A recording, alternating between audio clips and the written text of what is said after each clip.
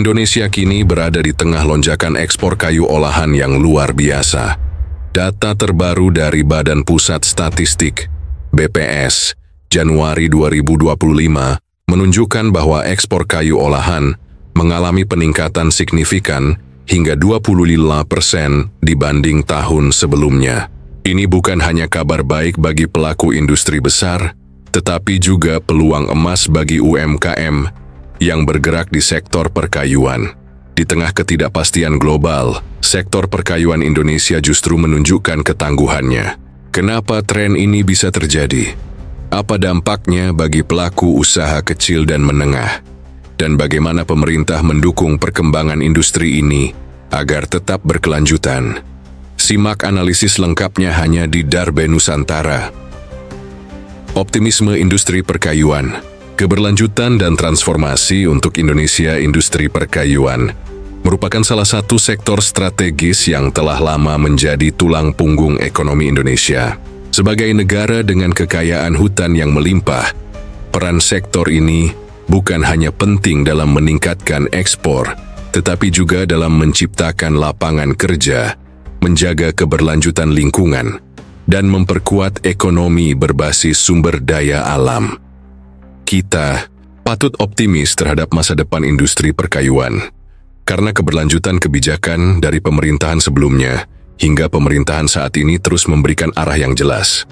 Dua pemimpin kita, Presiden Joko Widodo dan Presiden Prabowo Subianto, adalah sosok yang memiliki pemahaman mendalam tentang industri kayu. Presiden Joko Widodo dengan latar belakang sebagai pengusaha mebel telah lama melihat potensi besar dari pengolahan kayu dalam negeri.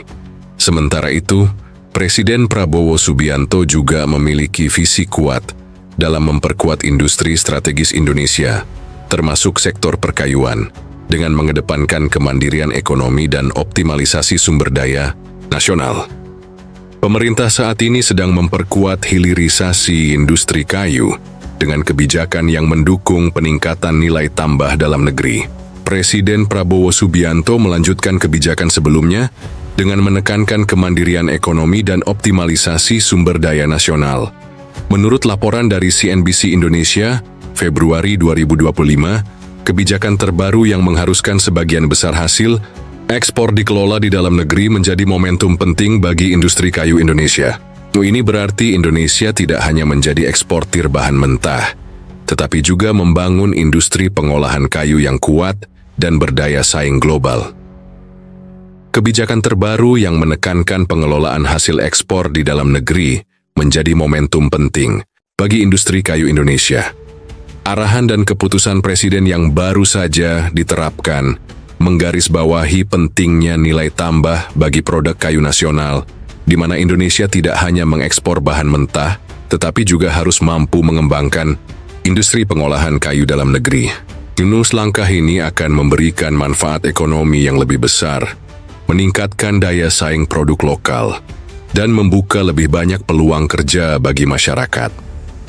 Dari sisi regulasi, Kementerian Perdagangan menetapkan kebijakan baru yang mempermudah izin ekspor kayu olahan, sekaligus memperketat aturan ekspor kayu mentah. Langkah ini bertujuan agar UMKM dan industri kecil dapat menikmati peluang pasar global yang lebih luas, tanpa harus berhadapan dengan persaingan dari eksportir besar yang hanya menjual bahan mentah. Dampak dari kebijakan ini sangat besar, khususnya bagi pelaku UMKM yang selama ini kesulitan menembus pasar ekspor. Berikut adalah beberapa dampak utama. Peluang besar bagi UMKM dengan aturan baru ini. UMKM yang bergerak di bidang kerajinan kayu, furnitur, hingga dekorasi interior memiliki kesempatan lebih besar untuk bersaing di pasar ekspor. Produk dengan nilai tambah lebih tinggi akan lebih diminati oleh pasar global. Lapangan kerja baru, menurut data Kementerian Perindustrian, Januari 2025, sektor industri kayu telah menciptakan lebih dari 100.000 lapangan kerja baru dalam 2 tahun terakhir. Jika tren ini terus berlanjut, maka dampaknya akan sangat positif terhadap perekonomian nasional. Daya saing global meningkat dengan adanya kebijakan ini. Produk kayu olahan Indonesia akan lebih berdaya saing di pasar internasional. Ini karena Produk dengan nilai tambah lebih tinggi cenderung memiliki margin keuntungan yang lebih besar dibandingkan dengan bahan mentah. Sebagai bagian dari ekosistem industri kayu, PT Darmi Bersaudara Tbk Kayu terus berkomitmen untuk memberdayakan masyarakat lokal dalam sektor ini. Dengan pengalaman dan jaringan yang kuat, PT Darmi Bersaudara Tbk Kayu fokus pada pembangunan industri perkayuan yang lebih modern, berkelanjutan, dan memiliki legalitas yang jelas. Kami percaya bahwa dengan dukungan kebijakan yang berkelanjutan, serta kolaborasi antara pemerintah, pelaku industri, dan masyarakat, Indonesia akan semakin maju sebagai pusat industri perkayuan yang kuat, legal, dan berkelanjutan. Sebagai grup usaha yang memiliki berbagai unit bisnis di sektor industri dan perdagangan, Darbe Group dapat mengambil peran strategis dalam mendukung perkembangan industri perkayuan ini. PT Darmi Bersaudara Tbk Kayu siap membantu UMKM dalam proses ekspor dan legalitas produk kayu olahan PT Risna Darbeling. Dengan platform Darbeling, bisa menjadi solusi bagi pelaku UMKM untuk menjangkau pasar global. Koin Darbe, koperasi digital berbasis teknologi, bisa memberikan akses modal bagi UMKM yang ingin meningkatkan kapasitas produksinya. Kami mendukung penuh kebijakan pemerintah yang mengutamakan ekspor produk olahan dan mengurangi ketergantungan pada bahan mentah. Dengan kebijakan ini, industri kayu Indonesia tidak hanya akan tumbuh lebih kuat, tetapi juga lebih berkelanjutan.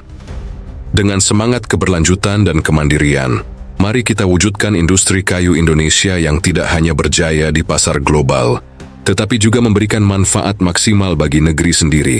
Sebagaimana pepatah Jawa mengatakan, alon-alon waton kelakon, segala sesuatu harus dikelola dengan baik agar hasilnya maksimal. Bagaimana menurut kalian? Apakah UMKM bisa menjadi kekuatan utama dalam ekspor kayu olahan? Tulis pendapat kalian di kolom komentar. Jangan lupa like, share, dan subscribe agar tidak ketinggalan update terbaru dari Darbe Nusantara.